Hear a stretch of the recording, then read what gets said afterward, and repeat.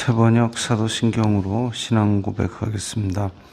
저는 전능하신 아버지 하나님 천지의 창조주를 믿습니다. 저는 그분의 유일하신 아들 우리 주 예수 그리스도를 믿습니다. 그분은 성령으로 잉태되어 동정녀 마리아에게서 나시고 본디오 빌라도에게 고난을 받아 십자가에 못 박혀 죽으시고 장사된 지 사흘 만에 죽은 자 가운데서 다시 살아나셨으며 하늘에 오르시어 전능하신 아버지 하나님 우편에 앉아 계시다가 거기로부터 살아있는 자와 죽은 자를 심판하러 오십니다. 저는 성령을 믿으며 거룩한 공교회와 성도의 교제와 죄를 용서받는 것과 몸의 부활과 영생을 믿습니다. 아멘.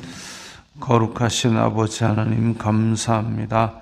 간밤에도 편히 쉬게 해주시고 새벽에 기도하는 자리에 불러주시니 감사합니다. 이 시간 저희들이 마음 중심으로 주님을 경외하게 하여 주시옵소서. 예수님 이름으로 기도드리옵나이다. 아멘. 찬송가 620장입니다. 찬송가 620장입니다.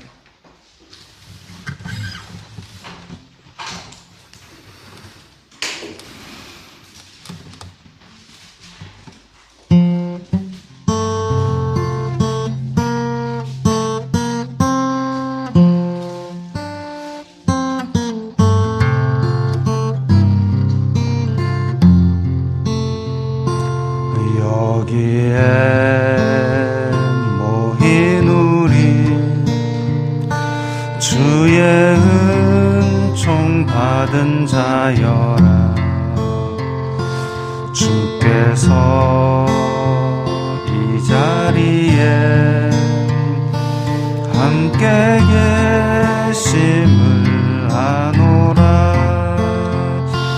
언제나 주님만을 찬양하며 따라가리니 시험을 당할 때도 함께 계심을 믿노라. 이 믿음 더욱 굳세라. 주가 지켜주신다. 어두운 밤에도 주의 밝은 빛 인도하여 주신다. 주님이 뜻하신 일 헤아리기 어렵더라도 언제나 주 뜻 안에 내가 있음을 아노라. 사랑과 말씀들이 나를 더욱 새롭게 하니 때로는 넘어져도 최후 승리를 믿노라. 이 믿음 더욱 굳세라. 주가 지켜주신다.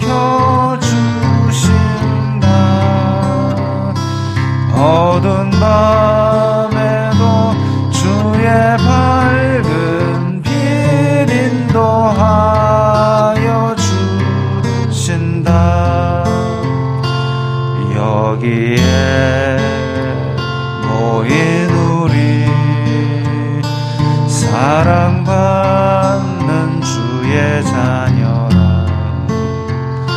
주께서 뜻하신 바 우리를 통해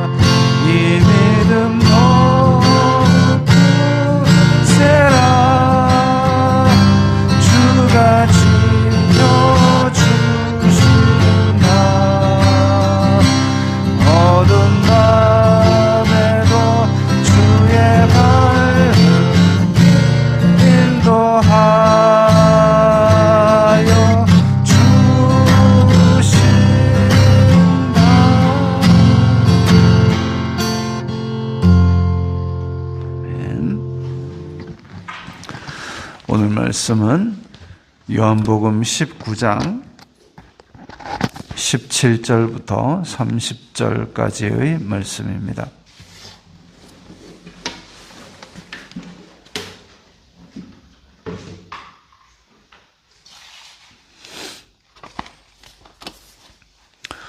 요한복음 19장 17절부터 30절까지의 말씀 함께 읽겠습니다. 그들이 예수님을 맡음에 예수님께서 자기의 십자가를 지시고 해골이라는 곳에 나가시니 그들이 거기서 예수님을 십자가에 못 박을새 다른 두 사람도 그와 함께 좌우편에 못 박으니 예수님은 가운데에 있더라.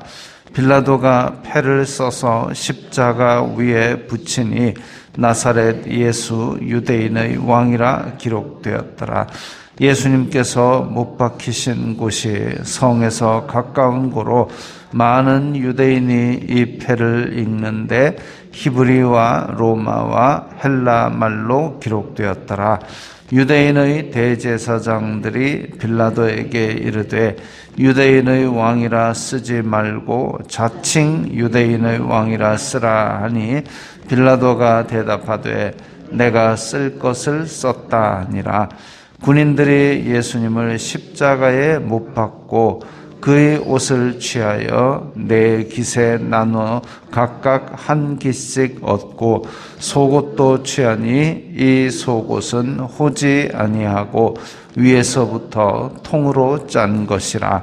군인들이 서로 말하되 이것을 찢지 말고 누가 얻나 제비 뽑자 하니 이는 성경에 그들이 내 옷을 나누고 내 옷을 제비 뽑나이다 한 것을 응하게 하려 함이로라.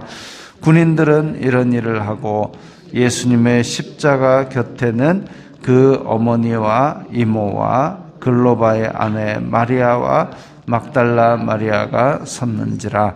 예수님께서 자기의 어머니와 사랑하시는 제자가 곁에 서 있는 것을 보시고 자기 어머니께 말씀하시되 여자여 보소서 아들이니이다 하시고 또 그 제자에게 이르시되 보라 내 어머니라 하신데 그때부터 그 제자가 자기 집에 모시니라. 그 후에 예수님께서 모든 일이 이미 이루어진 줄 아시고 성경을 응하게 하려 하사 이르시되 내가 목마르다 하시니 거기 신 포도주가 가득히 담긴 그릇이 있는지라. 사람들이 신 포도주를 적신 해면을 우슬초에 메어 예수님의 입에 대니 예수님께서 신 포도주를 받으신 후에 이르시되 다 이루었다 하시고 머리를 숙이니 영혼이 떠나가시니라. 아멘. 예수님의 십자가 사건을 또 요한복음은 이렇게 어찌 보면 굉장히 담담히 기술하고 있습니다. 요한복음의 특징상 만남과 그리고 사람 간의 이야기로 주로 기술이 되는데 오늘 이 십자가 사건도 그렇게 사람의 만남과 관계 이런 쪽으로 기술하고 있는 것을 봅니다. 크게 오늘 네 가지를 볼 건데 첫 번째는 20절에 있는 예수님의 십자가에 달린 패입니다. 히브리와 로마와 헬라 말로 기록된 나사렛 예수 유대인의 왕. 자, 나사렛 예수 유대인의 왕. 그 유대인들은 나사렛 이러면 이제 좀 취급을 안 해주는 동네입니다. 그래서 예수님을 낮추는 의미로 나사렛 예수 이런 식으로 많이 불렀습니다. 그러니까 주류가 아닌 사람, 나사렛 예수라고 하는 것은 약간 그런 의미, 비하의, 유대인 안에서 비하의 의미가 담겨 있습니다. 그런데 그렇게 비하의 의미이지만 지금 우리는 나사렛 예수 이러면 이제 예수님의 이름 때문에 나사렛이라는 동네가 굉장히 의미 있어졌지요. 사실 우리가 뭐 예루살렘, 뭐 가버나움 이런 거 말고 나사렛이라는 동네를 어찌 알겠습니까? 2000년대에 들어서야 포장도로가 생겼다는, 지금 현재 이스라엘에서도 그런 시골 동네입니다. 왜 그렇게 시골 동네였느냐 하면 이스라엘이 우상 숭배를 할 때에 그 신앙의 순결을 지키고자 하는 제사장들의 집단이 우리나라 왜 강원도 화전민으로 숨어 도망가듯이 그렇게 숨어 우상 숭배를 피해서 도망간 제사장 집단이 이룬 마을이 나사렛이라는 마을의 시작으로 그렇게 알려지고 있습니다. 그러다 보니까 꽁꽁 숨어 있는 마을이죠. 저 변두리에 꽁꽁 숨어 있는 마을인데 그 마을이 예수님의 이름으로 말미암아, 지금 유대인들은 나사렛 예수 이러면 굉장히 낮게 보는 것이지만 지금 이렇게 유대인들이 비하하는 표현인 나사렛 예수라는 이름이 결국은 예수님의 이름으로 말미암아 이제 유명한 동네가 되었고, 또 유대인의 왕이다. 이거는 빌라도 입장에서 너희들이 왕으로 추앙하느냐? 내가 못 박았다. 이런 의미로 이제 유대인의 왕이라고 그렇게 기록을 했습니다. 히브리와 로마와 헬라말, 일단 빌라도가 못 박았으니까 로마 말로 했을 거고, 그 다음에 전체적인 공식 언어가 지중해 주변의 모든 나라의 공식 통용어가 지금 뭐 일반적으로 영어로 그렇게 많이 하듯이 그때 당시는 헬라말, 그렇게 로마말, 헬라말만 쓰면 될 텐데 히브리 말을 꼭 써놨습니다. 왜냐하면 이때 당시에 아마 이스라엘 사람들이 썼던 말은 히브리 말인 것으로 보입니다. 아무리 헬라 말이 전체적으로 있다 할지라도 사실 2000년 전에 우리나라야 뭐 세종대왕 때문에 그렇게 글을 잘 읽는다 하지만 2000년 전에 많은 그 가난한 백성들이 학교를 다녔겠습니까? 자기네들의 조상들이 쓰던 말을, 언어를 그대로 썼을 텐데 그 말이 읽지는 못해도 쓰는 말은 아마 히브리어였을 것입니다. 그래서 히브리 말, 로마 말, 헬라 말로 어느 누가 보더라도 이제 너희들이 왕으로 섬기려 했던 사람이냐? 내가 이렇게 못 박았다. 이렇게 아주 절망을 안겨주기 위한 패를 붙였습니다. 그랬는데 그 와중에 이 대제사장이 쫓아와가지고 야, 유대인의 왕이 아니고 이거 자칭 유대인의 왕이라 써야 되는 거 아니냐라고 아주 그러니까 자기가 지금 자기 딴에는 자기의 권위를 세우려 하지만 어떻게 보면 유대인의 대제사장이라는 사람이 민족의 아주 부끄러운 짓을 하고 있는 거죠. 자칭이라는 말을 쓰라고. 그런다고 해서 로마의 지배가 없어지고 예수님의 권위가 사라지는 것도 아닌데 여기 와서 이런 소금치는 짓을 하고 앉았습니다. 그러니까 빌라도가 내가 쓸 것을 썼다. 지금 예수님을 잡아가지고 빌라도의 관저에 쳐들어가고 이랬을 때는 어찌 보면 대제사장 쪽이 갑이었습니다. 이거 처리 안 해주면 우리가 밀란을 일으키고 너는 지금 로마에 가서 문책을 당할 거야. 이런 의미였다면 이제 자기가 두려움을 안고서 예수님을 십자가에 못 박기까지 하고 나서는 이제는 완전히 갑입니다. 유대인의 마지막 남은 희망을 똑 꺾어버리고, 그러니까 대제사장이 어떤 항의를 해도 내가 쓸 것 썼다. 그 다음에 할 수 있는 말이 잔소리 말고 꺼져라. 뭐 이런 식이죠. 이제는 유대인의 희망도 사라지고 완전히 이제 빌라도가 갑 중의 갑이 되어버렸습니다. 그런 사건이 지금 이 십자가에 명패 써붙인 사건입니다. 세상 온 사람들이 온다 할지라도 이제 나사렛 예수 유대인의 왕 십자가에 못 박았다. 로마 빌라도 나의 완전한 승리다. 이것을 선포하는 그런 사건이죠.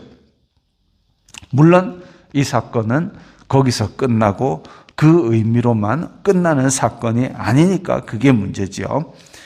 자, 그 다음에 두 번째 포인트는 23절에 있는 군인들이 예수님을 십자가에 못 박고 예수님의 옷들을 나누어 가지는데 속옷은 통으로 짰고 겉옷은 네 깃에 나눠서 쭉쭉 찢어 가졌습니다. 그것이 어떻게 해석하기는 속옷은 통으로 짠 옷인데 이것은 옛날 대제사장이 입는 옷이기 때문에 그래서 예수님의 제사장을 상징한다라고 하는데 그까지 갈 필요도 없고 바로 밑에 있는 말씀에 그들이 내 옷을 나누고 내 옷을 제비 뽑나이다. 겉옷과 속옷이 일반 사람들이 입고 하는 그런 상태였더라면 굳이 이 말을 인용할 필요가 없었을 텐데, 그런데 성경에 그들이 내 옷을 나누고 겉옷은 나누어 가졌죠.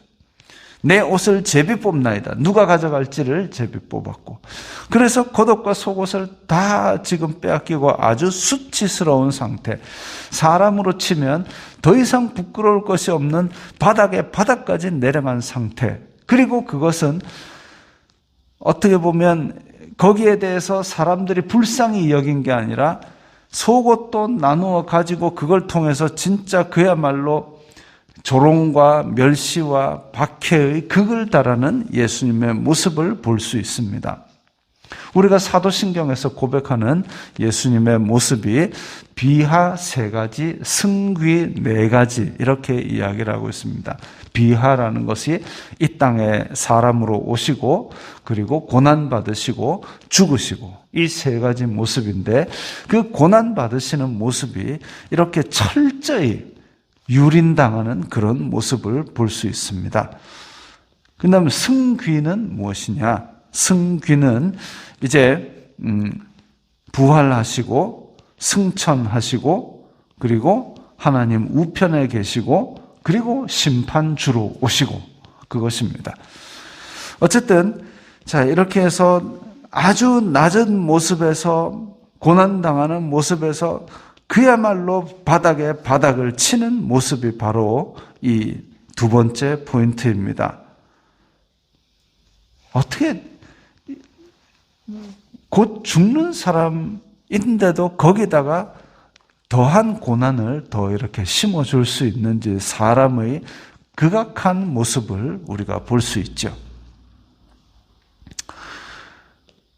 어쩌면 말세지 말에 예수님 믿는 사람들이 겪어야 할 고난의 어떤 전형적인 모습이기도 합니다. 아직까지는 우리는 그런 고난이 없습니다만은 언젠가 이제 말세지 말이 오게 되면 순식간에 예수님 믿는다는 이유만으로 그야말로 바닥에 바닥을, 인간성을 상실하는 사악한 모습으로 우리를 누군가가 대한, 세상의 권력자가 우리를 대할 그런 날이 올 수도 있습니다. 믿음을 단단히 하고 준비해야 되겠죠. 자, 세 번째 포인트는 25절부터 나오는 여자여 보소서 아들이니이다입니다. 지금 26절에 예수님께서 자기의 어머니와 25절에 나오는 이제 마리아지요, 사랑하시는 제자 요한입니다. 그래서 요한에게 마리아를 의탁하는 거죠. 여자여 보소서 아들입니다. 지금 육신의 아들인 예수님은 십자가에 달려 죽으시는데, 그런데 사랑하는 제자, 그야말로 우레의 아들이라 부를 정도로 성질이 더럽고 버럭버럭하던 그 제자가 예수님과 함께 3년을 지내면서 그야말로 이제 사랑의 사도로서 그렇게 다듬어져 가고 있는 그 와중에 있는 제자, 예수님의 사랑밖에 받은 것이 없는 그 제자에게 예수님께서 모친을 의탁하는 겁니다. 그래서 여자여 보소서 아들입니다. 이제 아들처럼 대하십시오라는 말이자 동시에 요한에게 내 어머니를 잘 부탁한다. 이 부탁이죠. 그 제자에게 보라 내 어머니라. 그래서 육신의 아들은 없어지지만 어머니처럼 모셔달라. 아들처럼 의지하십시오. 그것을 지금 이야기하고 있습니다. 어찌 보면 마리아에게 그렇게 원하지도 않았는데 뜬금없이 그야말로 갑작스럽게 찾아와서 메시아를 잉태하는 사건부터가 하나님과의 충격적인 만남이었죠. 마리아에게는 충격적인 만남이었는데 이 마무리도 충격적으로 이루어지고 있습니다. 그렇지만 그 가운데서라도 인간적인 상실 그것을 최소한도로 하고 어쨌든 희망을 붙들고 하나님 안에서 그렇게 관계를 이어갈 수 있도록 이 말씀을 하신 것입니다. 요한복음에서 사람과 하나님의 만남, 그러나 죄로 인해서 어그러졌던 것을 회복하는 그 회복의 움직임, 그런 맥락에서 보았을 때 정말 급작스럽게 예수님을 잉태함으로 말미암아 그 얼마나 복잡했겠습니까? 처녀로서 잉태한 사건도 있었고 그 다음에 장성하여서는 사람들이 야, 저 사람 미쳤다, 귀신 들렸다 이런 얘기를 듣고 또 걱정하면서 쫓아다녔던 세월도 있는데 뜬금없이 대제사장한테 잡혀가지고 극형을 당하는 모습을 또 보이게 되니까 그렇게 어찌 보면 평탄치 않은 그 길을 가고 있지만 그 가운데서도 하나님과의 만남이 그렇게 인생을 바닥으로 떨어뜨리기 위한 만남만은 아니었음을 이렇게 끝까지 배려하고 사랑하시는 모습을 통해서 볼 수 있습니다. 그리고 마지막으로 볼 것은 28절부터 30절까지 나오는 이야기인데 28절에 모든 일이 이미 이루어진 줄 아시고 이제 예수님께서 이 땅에 오셔서 성경을 이루게 하시는 그 모든 사역을 완전히 다 이루셨다라는 것을 이제 깨달았습니다. 그리고 30절에 다 이루었다. 어찌 보면 하나님께서 이 땅에 보내신 목적을 충실히 완성을 하신 그 선언이라고 볼 수 있죠.